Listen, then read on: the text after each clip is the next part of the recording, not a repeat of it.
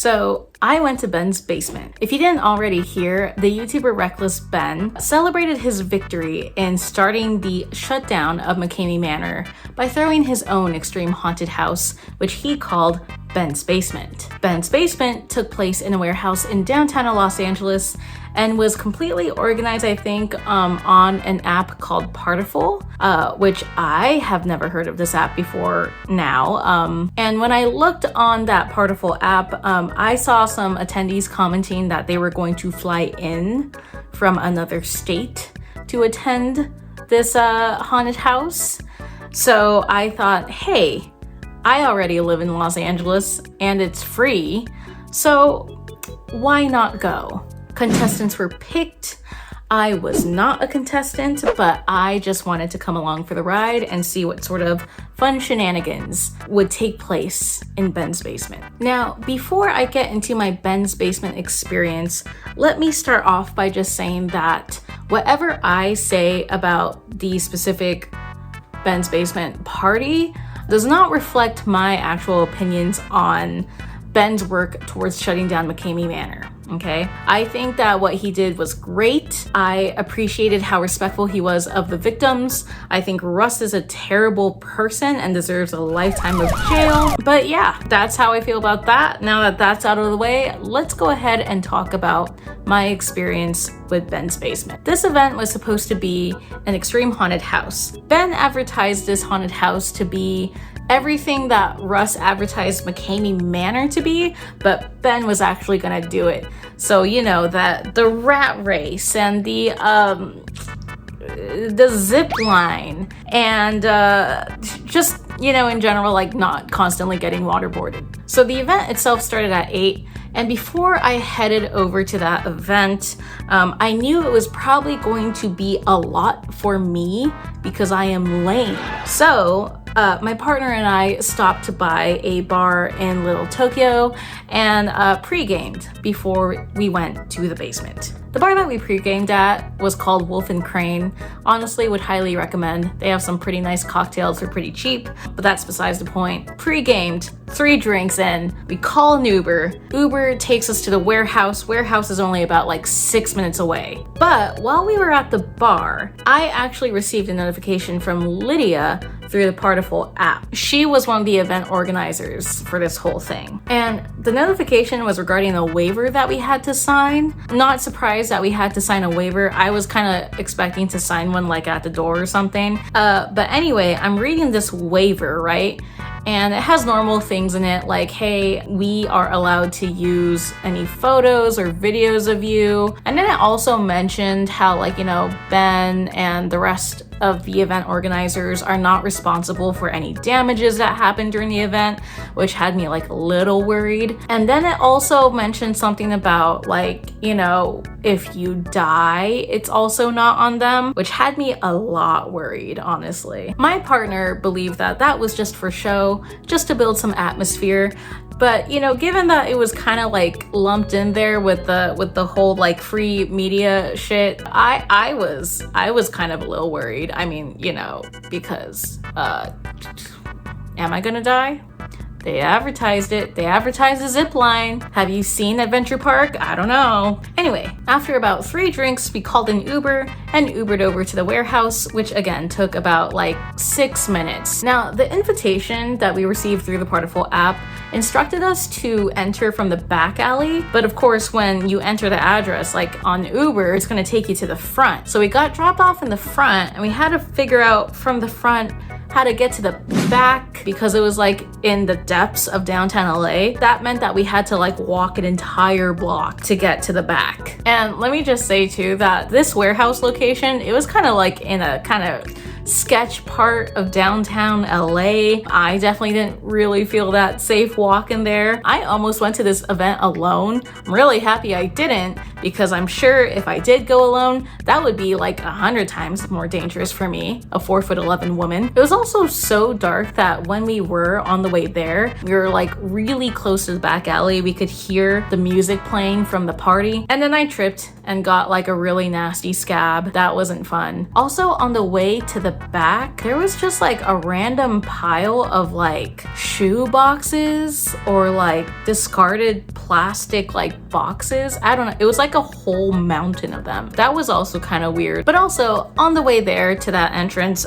we met this really cool guy named Macias who had come here from Austria. I mean, like, he didn't fly for the event. He moved here to LA like about a year ago to get his start in acting. He was also, I think, glad to have met some fellow Ben's Basement attendees, because I don't think he liked walking in that part of LA by himself either. Yeah, really nice guy. Shout out to Macias. Hope he makes it in the industry. So anyway, we finally find the event, right? And there is one security guard there to check and make sure that we signed the waivers. I had already signed the waiver in the car, but I guess there was like not really any confirmation system to like check that you signed the waiver. Like, I didn't receive an email confirmation. So the security guard had me filled out again, like in front of him, and then we had to screenshot the confirmation page and show him. So that was also a little weird. So once that was all done with, we entered the venue, and the venue was a warehouse with one porta potty for a restroom. And the porta potty did not lock, by the way. So anytime I had to use the restroom, I dragged my partner along with me to make sure that no one would open the door. But a lot of men told me that night that they just would go into the porta potty and just expect to be exposed occasionally. I think one guy told me that he had the door opened on him like at least 3 times, and he would just be on the toilet and be like, hey. So the front outdoor area of this warehouse consisted of the porta potty, a DJ, a makeshift bar area, and then this little setup with like a surgery table and babies. I don't know what that was about. Despite being already inebriated when I arrived, I did insist on getting a vodka Sprite, and that was $12. And the girl bartending, she was really nice. She was an artist as well, and she was selling some of her like little pins, but she was nice to talk to. I unfortunately didn't get a picture of her art, nor did I get her handle or anything, so wish I could have shared that. But yeah, apparently she was like a legit bartender, she was telling me, but they like set her up with like the standard frat boy setup. It was really just bare bones, basic mixers and alcohol, and I kind of can't believe they were charging $12 for that. But hey, anything to help out the mission, because you know what, he did some real good shutting down McCamey Manor. I will say though, even though I did complain about the $12 vodka Sprite, it was pretty strong, so you know, shout out to her for hooking me up. Walking into Ben's Basement was a trip, because when we walked in there, even though we were like an hour late, they were just starting the first event, and the first event was like some sort of like boxing match with like, I think they were using like sock and boppers. Sock and boppers, more fun than a pillow fight. They were using something, I don't know. It was some sort of boxing event, but they had like all the contestants boxing each other just like free in the ring. It was like super chaotic. Yeah, I wasn't entirely sure what the hell was going on, but the first guy who had done Ben's Basement, oh my god, what was his name? Was his name Kevin? But the first guy ever to do Ben's Basement, I think his name is Kevin. It's gonna be really bad if his name isn't Kevin. Night, Kyle participated in a ton of challenges. Anyway, I'm gonna call him Kevin. Kevin was there and greeted us at the entrance. He let us know that, you know, they were trying to film this whole boxing thing, so he asked us to quietly enter. And he was a super chill dude. I got to ask him about his experience doing the Ben's Basement challenges. What do you think was the most intense Ben's Basement challenge? I'm just gonna go ahead and let you know that the balloon challenge took longer than the bridge challenge, and if that doesn't speak for itself, then I don't know what does. Were there any condiments involved? If other people's spit counts as condiments, then yes. Was it salty or sour? Slimy. And overall, he was pretty nice. But let me talk about that entrance real quick, because that was a safety hazard. When you first entered the warehouse, there was like this awkward short step that anyone could easily trip on. And I say that because I tripped on that step. I mean, it was unavoidable, honestly. Like, I was drunk the entire night. Of course I'm gonna trip on that step. They kind of had the floor of the warehouse all covered with this white plastic covering. I assume for like easy cleanup afterwards. It kind of made it hard to see the different levels because they did have that awkward step. They had like another step out of the entryway, and then they also had these like stunt mats that were set up, but again, underneath that white sheet, so couldn't tell if you're like going up a level or down a level. But yeah, that entry step gave me bad scrape on my knee number 2. The entrance was also a little awkward to walk through because they also had a challenge set up over there. So once you went past that setup, there was like this big platform that you could like stand on, which I was on for most of the night because, as I have previously mentioned, I am 4'11". I can't see anything most of the time. So I climbed onto that and watched most of the challenges from there. And the people I met who were also standing on that platform were pretty cool, except for this one guy who like was like 6 foot tall and stood directly in front of me on that big platform. Yeah, fuck that guy. The people on the platform were also very adamant about cheering for a contestant named Susan. I didn't know Susan personally, and actually, I don't think they knew Susan personally either. Hi, whose feet are you rooting for today?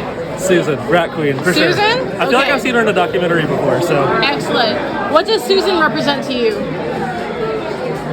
Contestant, dude. I don't know. She just kicks ass. But their enthusiasm was enough to make me cheer for Susan as well. Susan! Susan! Susan! Susan! Susan! They converted me to a Susan stan. I barely know that woman, but I would die for that woman. There was also this aerial hoop that was also suspended in the air that a shit ton of people were just like constantly trying to climb onto and swing from and sit on to watch events. And speaking of like getting visuals on the events, I know it's going to be hard for me to see most of the things, but I think for most of the time it was kind of just in general hard to see.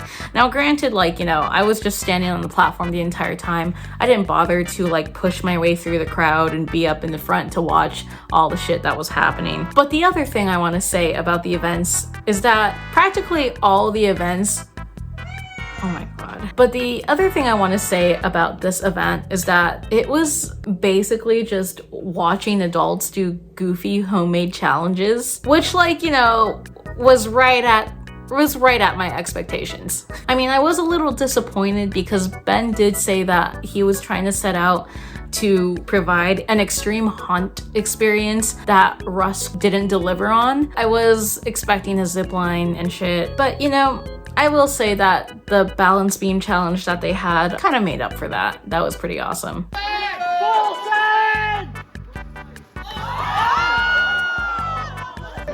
Let's go!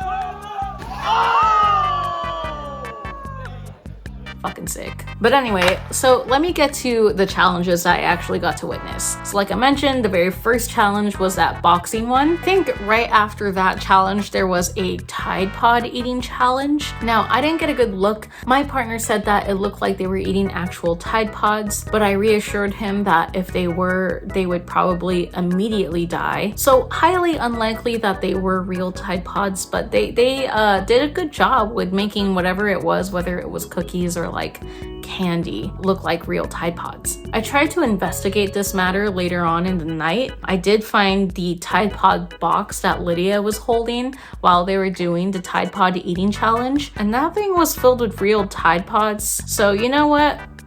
Who knows? Maybe the contestants there had stomachs of steel.